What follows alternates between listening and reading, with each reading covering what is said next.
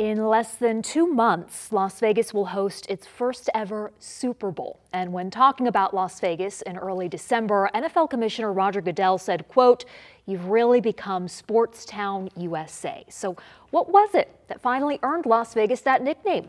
Perhaps the pending relocation of the Oakland Athletics to Las Vegas? Maybe Formula One taking over the Las Vegas Strip? Or was it something else, like the Vegas Golden Knights Stanley Cup final win? Here to debate that and more are Howard Stutz, a gaming, tourism, and sports business reporter at the Nevada Independent, Alan Snell, publisher of lvsportsbiz.com, and Jacob Solis, who covers politics and higher education at the Nevada Independent. And so I'll start with you, Jacob, because people might be wondering, well, what is he doing on this panel? But you were part of the legislative process covering it up in Carson City that led to the public funding being approved for the A's to build a stadium on the Las Vegas Strip. You are also a big Formula One fan. And not saying that you have to pick between those two events, but in your opinion, what was it that led to Las Vegas finally becoming a so-called sports town? I think you could probably point to a million little things, right? And now suddenly you have all these things happening at the same time. But if I were to pinpoint one thing in particular, it's probably the Supreme Court deciding that sports gambling should be not illegal everywhere, right? And so you see this cascade of states legalizing sports betting. Suddenly the stigma's pulled away, and the major big four, right, in the United States can finally put money in Las Vegas. We saw that with the NFL, and all these dominoes started to fall in really rapid succession over the last 7 years, really. But then, you know, that leads to Formula One and the Oakland A's, like you mentioned. But, you know, I wouldn't say it's any one thing in particular, even though I just said it was the one thing. Well, 2018 is when that landmark decision came down. Anyone disagree with that? That was an interesting answer. I just think in 2016, when the Nevada legislature approved the funding for the Raider Stadium, that was huge. It really solidified the Strip, the hotel companies, and generally the broad community. There was debate even back then about subsidies, but this community needed a big-time Major League stadium. Even without the sports, they needed for other events as well. So I thought the governor, Brian Sandoval, signing that bill into law, the $750 million subsidy, which actually, this region is taking 30 years to repay actually $1 billion to pay back the 750. Interesting so far, because you have a Supreme Court decision. You're talking about an actual stadium. We haven't mentioned a specific sport. Yeah, and you start thinking about it, Vegas really was a sports town going back to the 80s when I came here, because boxing, you know, all the big championship fights were here, and, you know, all throughout, you know, during that time. We actually had Caesar's Palace actually had a race, the Grand Prix. They actually had Indy cars also. I think, you know, and then you had the golf tournaments here, you had Allen King tennis. I went and watched the Los Angeles Kings play the New York Rangers outdoors at Caesar's Palace in an exhibition game. And it was 97 degrees outside in September. So there's always been big events in Vegas, but I agree with what Alan said. I think when the NFL put the Raiders here, that really was the game changer. All of a sudden, you have the biggest sports league around, the NFL. Sorry, I know Formula One, but the NFL being here really changed things, and sports betting did, because you had for years when before the Supreme Court ruled, the NFL, Major League Baseball, NBA, NC2A were all fighting. You know, this is New Jersey trying to legalize sports betting, and went all the way to the U.S. Supreme Court. Once the justices ruled in favor of the waterfall started of sports betting states, all of a sudden the sports league said, "Oh, wait a minute, we can make money off of this? Okay, well we're fine with it." And you have all these partnerships now between the sports leagues and the sports betting operators, and that all came about. That's why Vegas became the center of that. It's the center for the Super Bowl.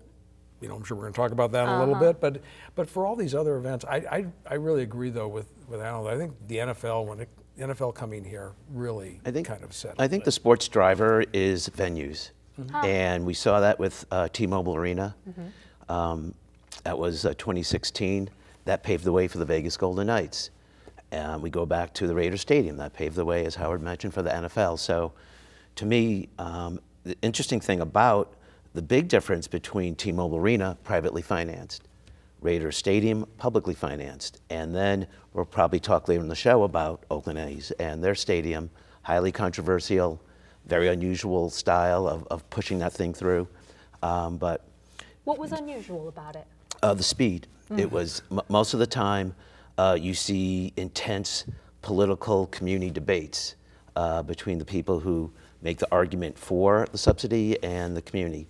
This thing happened, in fact, it was almost comical at which some of the debates and the committee hearings were actually going on at the time the Golden Knights were in the Stanley Cup. I remember, in fact, the committee members wanting updates about the Golden Knights and the Dallas Stars in the conference finals while the committee was actually debating the $380 million subsidy for the A Stadium. Do you agree, Jacob, that it was quick?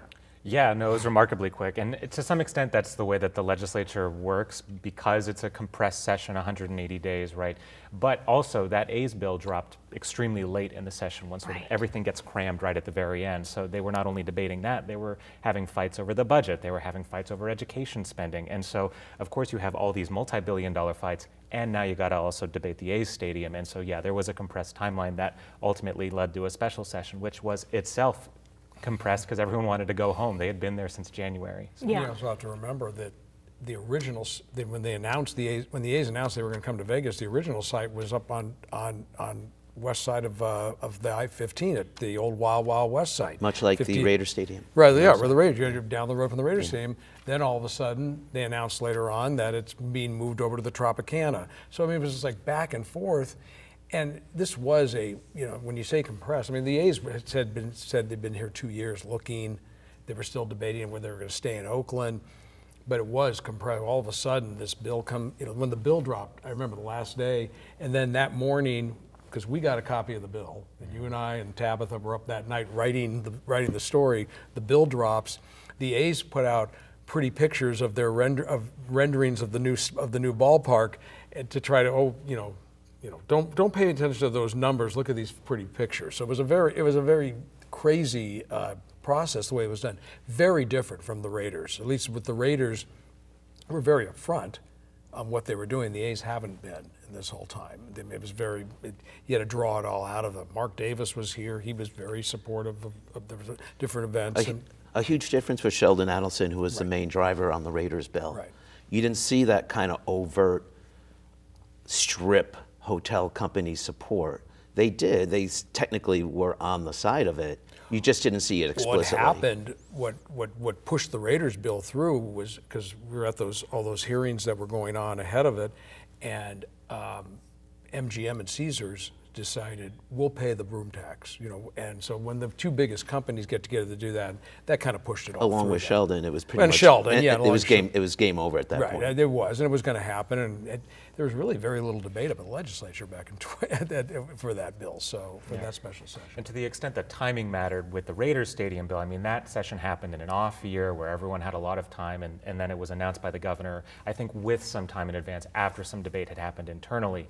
With the A's, it happened at the end, again, of a compressed regular session, and the special session only happened because the bill died in the regular session because they couldn't get it done because they ran out of time.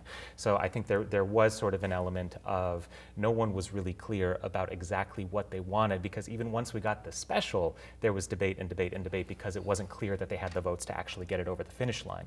And where do we stand now as far as the information that you had to pull out of them? Are you still trying to find out? Well, we were supposed to have a renderings unveiling a couple of weeks ago. In fact, Howard referred to the drawings, but as you know, they were not exactly specific drawings. Right. I mean, they were very conceptual stuff to kind of just give. I mean, the Athletics themselves acknowledged that they were not the actual drawings. In fact, later though, not initially. No, correct? But the drawings showed the ballpark that was taking up the entire 35-acre chunk there at the Tropicana. Clearly, in fact, we decided not to even use those drawings anymore because they were just simply not accurate depictions. I wondered, because we have those as well, should we show them or not anymore? You'll have new ones, I imagine pretty soon now. I saw Dave Cavell ironically at the Fontainebleau press opening, and I talked to him a little bit about it, and he said they're probably going to do something around big league weekend. The A's are coming in to play the Milwaukee Brewers over at Las Vegas Ballpark, so they may do something around then. But listen, there's a lot to get done in the next year, throughout 2024, before this can happen, before they can even touch this money. And it's got to be done by the end of the year, because that's when they're supposed to demolish, close the Tropicana and demolish it, have a clean site by April of 2025 to start construction.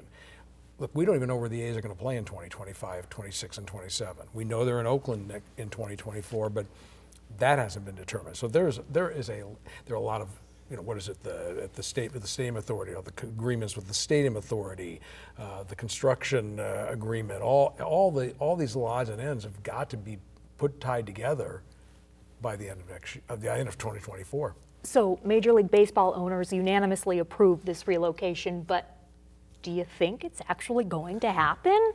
Jacob.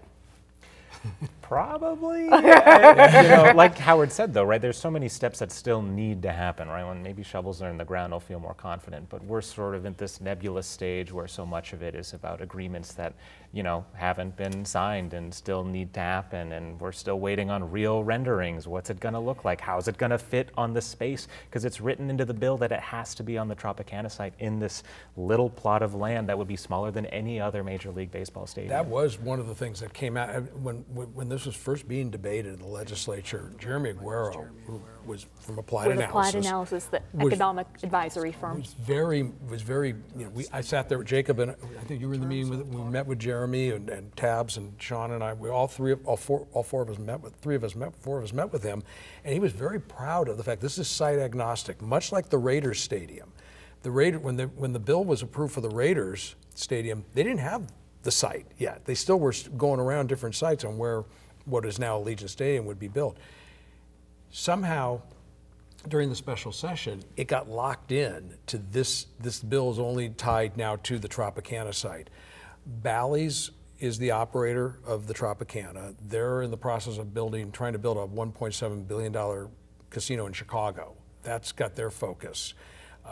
We don't really know what the plans are. They're just going to continue to operate Tropicana at least through next year, and then we'll see what happens. So there's still a lot. Like I said, there's just a lot of things that have got to get tied up with that site. I will say one thing that I don't think they're going to run into a problem is getting approval from the stadium authority, and I think we have to get into some of the actors in this, because Steve Hill chairs our Las Vegas Stadium Authority Board. He also, at the same time, represented the athletics before the state committees, along with Jeremy Aguero. The two of them made a joint presentation before multiple committees. At the same time, Jeremy was still the consultant of record for the stadium board that Hill chaired. Hill also is the CEO of the tourism agency. So I don't think there's going to be really a lot of problems getting this through the stadium board. There are the physical parts of the site that need to be addressed. I mean, like Howard mentioned, this thing, the Tropicana site has to be completely demolished. I mean, it has to be a complete slate, just a blank slate for construction to begin in 2025. Mm-hmm. And another really important point is that in terms of the politics of how this A's funding came through, I think Southern Nevada and Metro Vegas would have been much more supportive if they stuck to the original site, because then you can talk about economic development, and the DOT, by the way, was working on Tropicana. They were actually improving the sidewalks from the Strip to walk across I-15 to get to that site that Howard had referred to. It was going to be more of an economic development project. As we know here, this is a ballpark that will be shoehorned into the back of the site and toward the south side of the site. And I mean, the site, there's not a lot of more economic development to be made there. I want to ask you about Applied Analysis. When they went up to the legislature and presented in front of state lawmakers, they said they expect a $1.3 billion economic impact per year from the stadium and generating about $17 million in total tax revenue each year. Those numbers don't sit well with you. Why is that? These are numbers that are based on certain expectations that you know, we still don't know how many people are going to be at the baseball park. I think it's been up to 33,000 people in terms of the capacity. This is something that's going to be happening in 2028. I'm not quite sure that you're in a position to project these $1.3 billion figures or any of these figures. And you've taken a stance on this, on these sports teams releasing figures about right. Just stadium this week, I impact. sat down with Michael Crome, who's Chief Financial Officer of the Las Vegas Raiders, and they came out with a press release saying that the stadium and the visitorship, thanks to the Raiders events and also the stadium events, generated $2.29 billion. That's almost nearly $2.3 billion in revenue. And I said to the Raiders, if you want to sit down and explain the math, we will report that. And I think that's responsible journalism. But just putting these broad, general, multi-billion-dollar figures out there without explaining the math is just, it's just not an accurate portrait of what's going on. For example, we saw multiple figures for the Formula One race. First it was 1.2 billion, then it was up to 1.3 billion. And then if you remember, the CEO of Liberty Media apologized, and he said, well, we're gonna give you $1.7 billion of spending on the weekend. One thing to consider when I did print the $1.3 billion figure. Jeremy Aguero, who with applied analysis, and is pretty much the consultant to the teams, he did sit down and explain what he thought was $1.3 billion. Keep in mind that $1.3 billion included the $500 million construction bill for that paddock building, which was a one-time,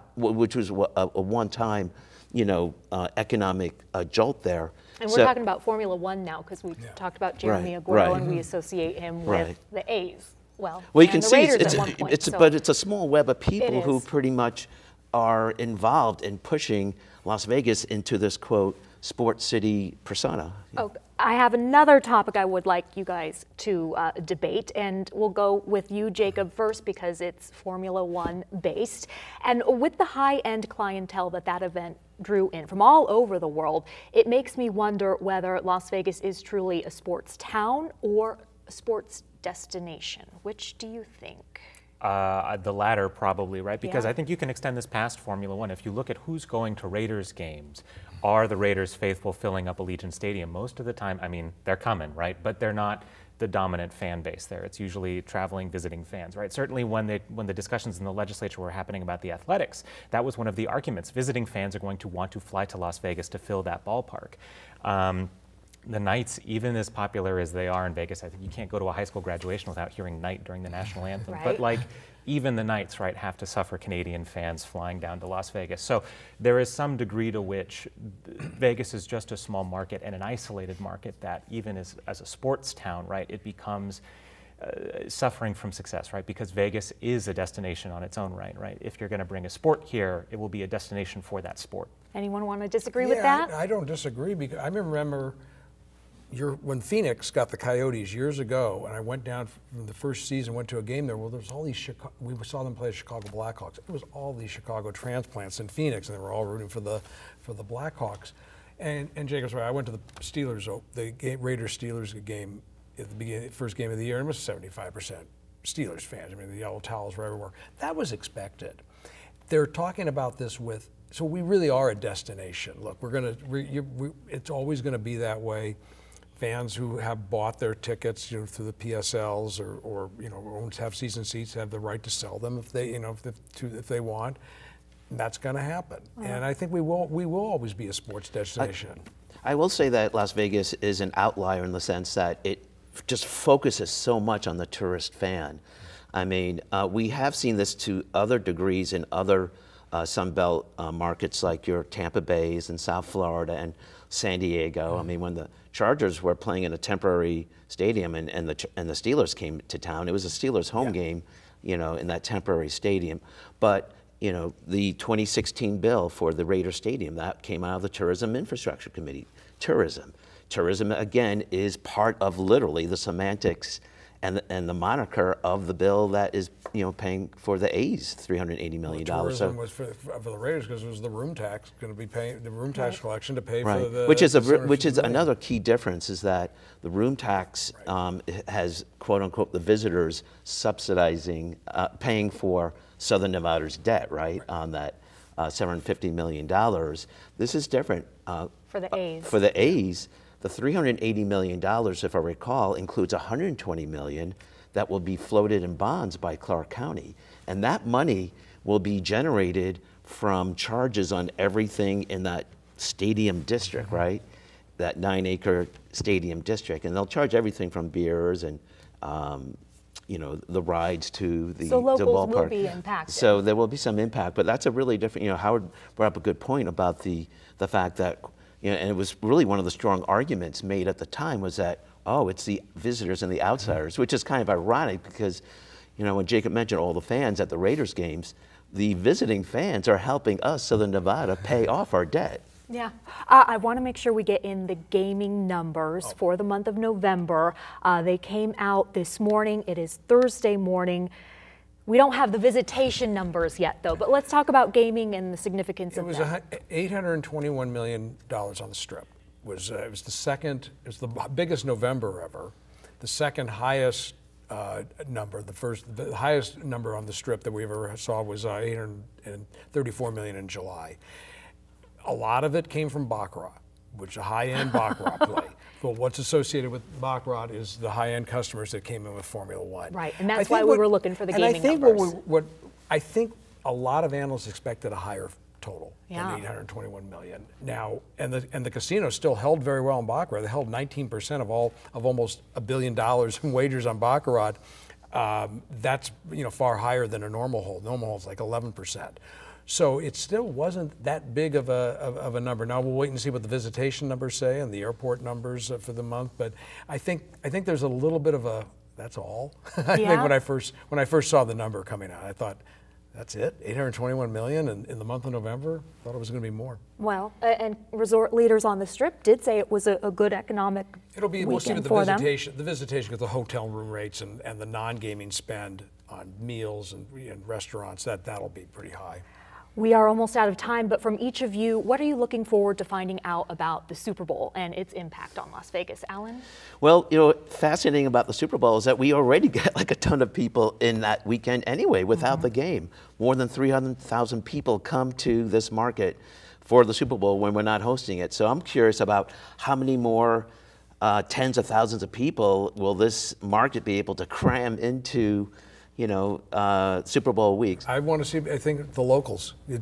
Locals were really kind of shut out in a sense from Formula One. I think the locals are looking forward to going down, the fan experience that they'll be at Mandalay Bay, during the week. Maybe not so much the game, but all the other stuff that's surrounding the Super Bowl. I think that'll be interesting. Jacob? Yeah, I'm just curious to see how broad the impact of the Super Bowl is, right? Obviously, Allegiant will be the epicenter of everything, but with Formula One, it was so hyper-focused on the Strip that really the rest of the city didn't see much of Formula One because it was literally closed. So with the Super Bowl not having those logistical issues, how wide does that impact go from that sort of epicenter? Gentlemen, I'm getting the hard rap from my producer. Thank you so much for joining us in 2023. We'll see you in 2024 as well.